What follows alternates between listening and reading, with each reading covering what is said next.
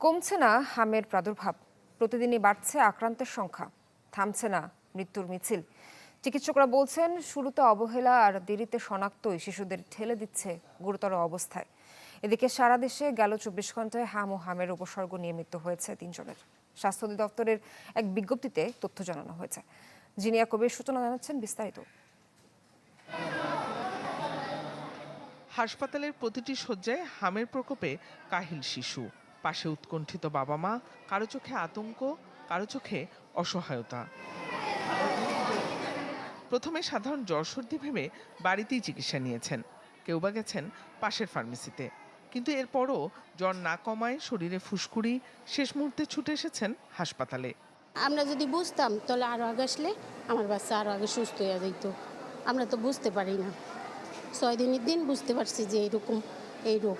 শুধু মনে করছি যে বাচ্চার জ্বর ঠান্ডা এটা ভালো হয়ে যাবে, তো ফার্মেসি থেকে ওষুধ নিয়ে আসছি আর নেই।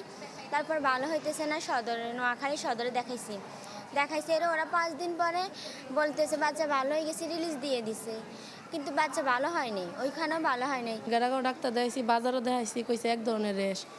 আচ্ছা, এরকম যদি প্রথম যে ডাক্তারে কইতো যে এটি অন্য ঘোড়া, তাহলে তো আমরা আরও আগ থেকে চিকিৎসার দায়িতাম। চিকিৎসকরা বলছেন হাসপাতালে দেরিতে আসার কারণে বাড়ছে জটিলতা। রোগীটা যখন জ্বর আসে তখন থেকেই হামের জীবাণুটা আশেপাশে সবাইকে ছড়ানো শুরু করে। এই জন্য আমরা বলি জ্বরের বাচ্চাগুলোকে আলাদা করে রাখুন এবং নিকটবর্তী ডক্টরের শরণাপন্ন হন। লক্ষণ দেখা দেওয়ার আগেই ছড়াচ্ছে ভাইরাস, ঝুঁকিতে পরিবারের অন্য শিশুরাও। তাই চিকিৎসকদের পরামর্শ মাস্ক ব্যবহার, আলাদা রাখা এবং শুরু থেকেই সতর্কতা। যে জ্বরের বাচ্চা যদি অন্য ভাই বোনদের সাথেও থাকে সেক্ষেত্রে তাদেরও আমরা এখানে পাচ্ছি অনেক 2 ভাই বোন একসাথে, 3 ভাই বোন একসাথে, এরকম অনেক পেশেন্ট আমরা পাচ্ছি। এবং যে এই হসপিটালে অন্যান্য যে আত্মীয় স্বজন যারা দেখতে আসছে তারাও আমাদের এখানে আসলে মানে হেলদি বাচ্চা নিয়ে আসতেছে এবং যারা এখান থেকে ইনফেক্টেড হয়ে যাচ্ছে।